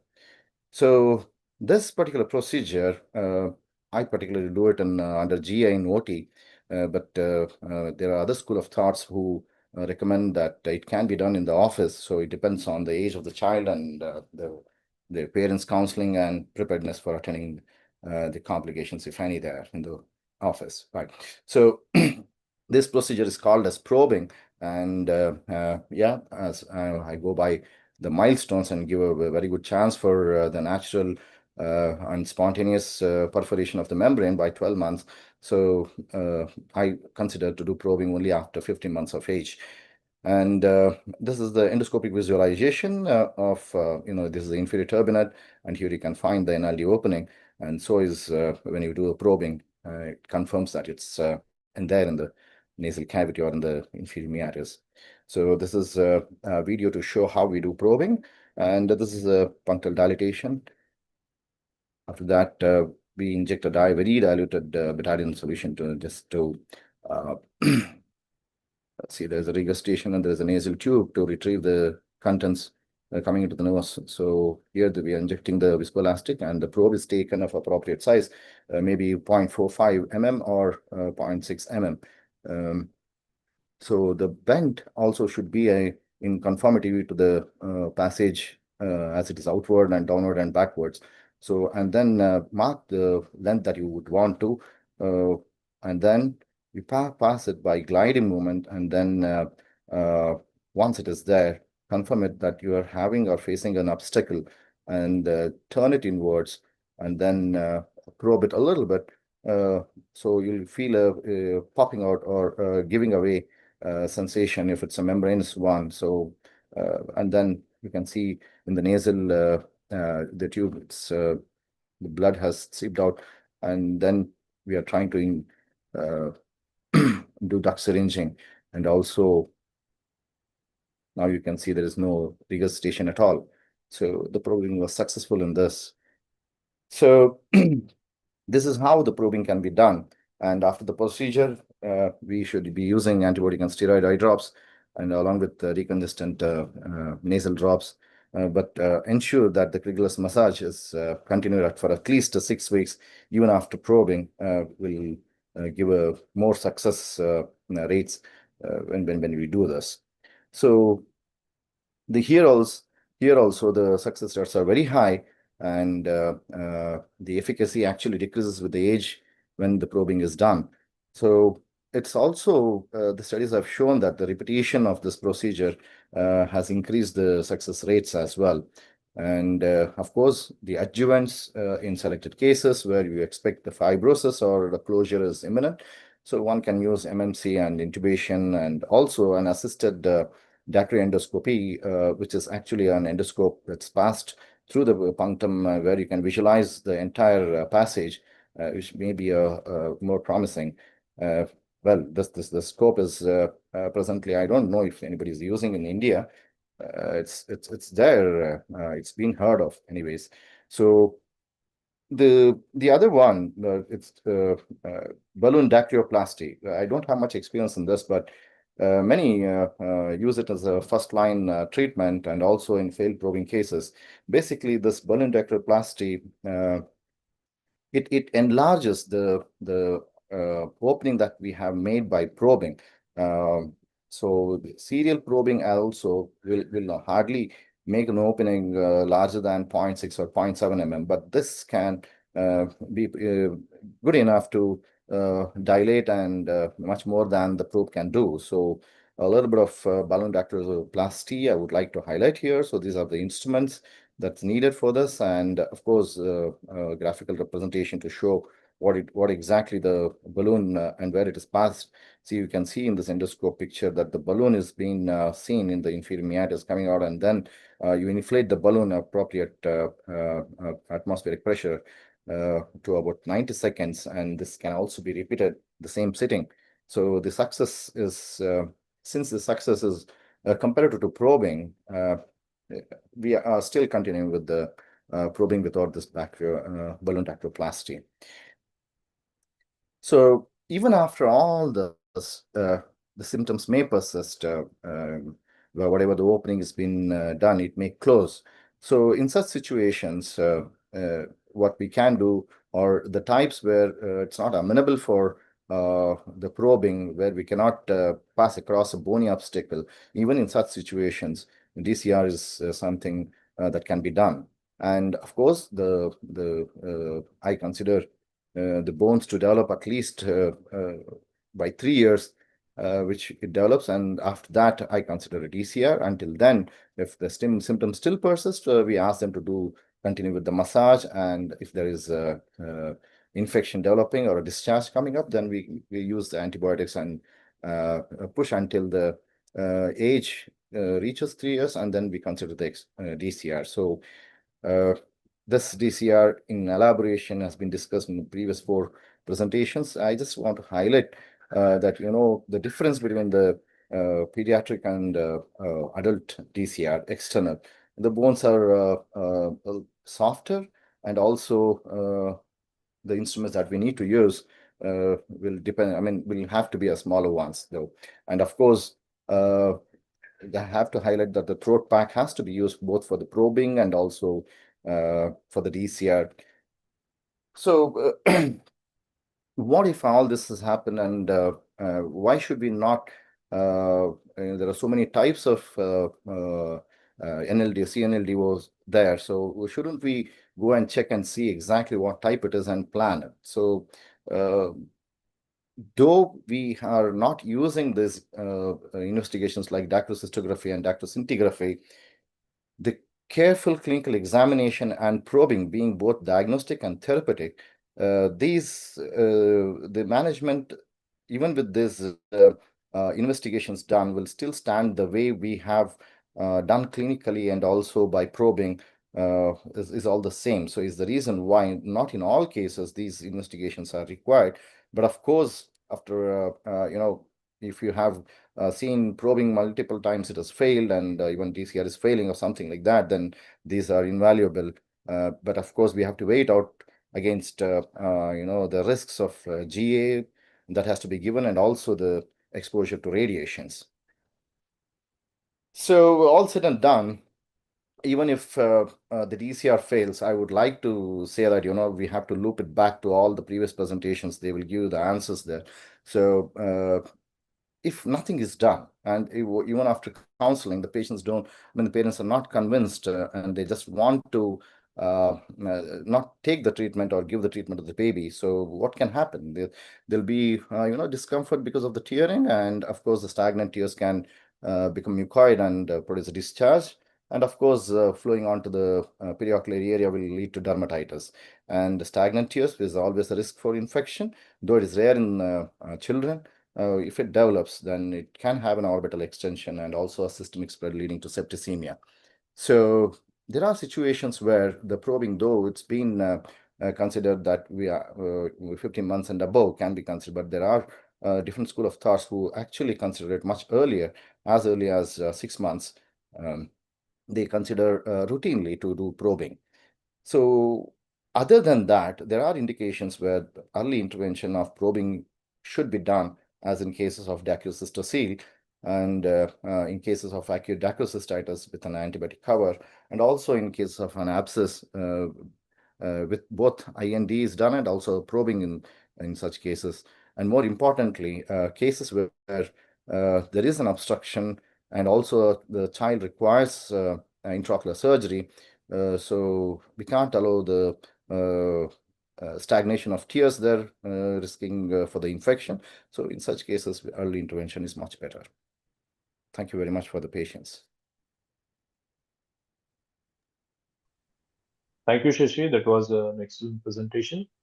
Glad to see your experience in pediatric DCR.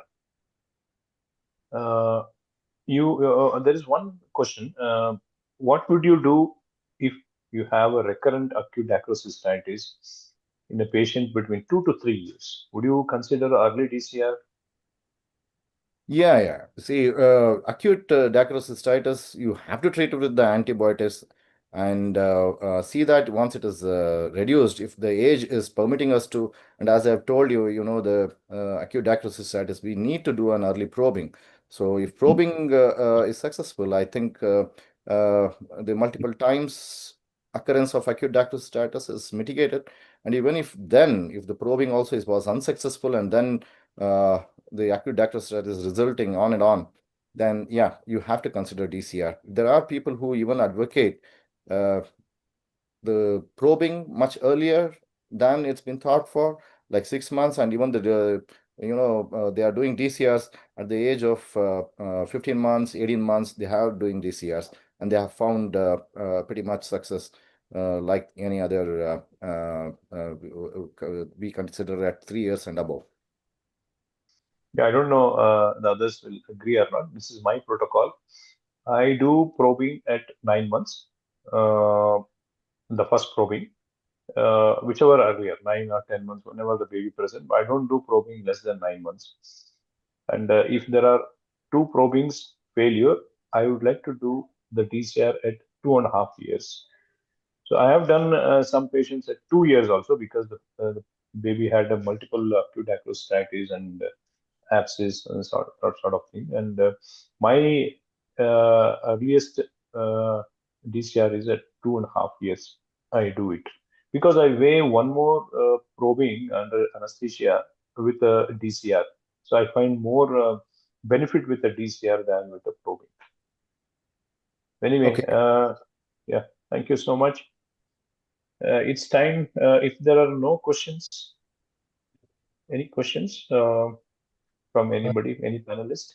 There are questions on YouTube. I request all of you, whoever has presented, please go through the video YouTube link and please answer to those questions and give a like to that. Yeah. I Before would like to Shivyogi winds thank. it up, my Yeah. sincere request to all the presenters, even the webinar 1 and today's, you please be part of our KOSCon 2026 at Mysore. You'll be chairing the session or judging the sessions.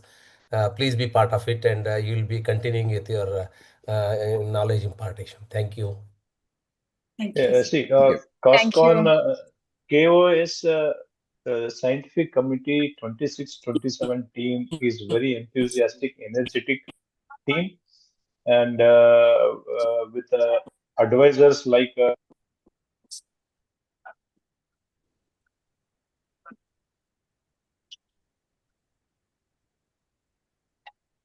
Shivyogi muted. Shivyogi?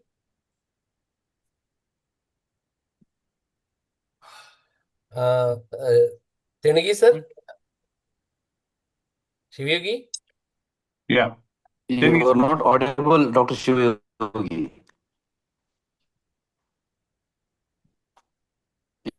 Not audible? Now it is audible. Is it audible? Yeah. Yeah, I thank Dr. Lakshmi and Dr. Shashidhar for contributing to this webinar. Thank you so much and good night. Thank you, sir. Thank you, everyone. Thank you, you, Navneet, everyone. and thank you, Karan. Thank you so Okay, much. And I thank Thank you, sir. Microvision. Thank you so much, sir. Thank Good Microvision. night, sir. And please continue these webinars in the near future. Thank you so much. Definitely, definitely. Thank you. Good night, everyone. Thank you. Thank you so Thanks much. to Bye. thanks to everyone. It was excellent Bye, sir. presentation. Though it Sir, was thank you, sir. Shivram, sir, thank you so much. thanks. See you next month, second Thursday. Bye-bye. Okay, sure. Yeah. Thank you, Good night, Navneet and everyone. Karan. Thank you. Good night. Thank you, sir. Good night, everyone. Good night.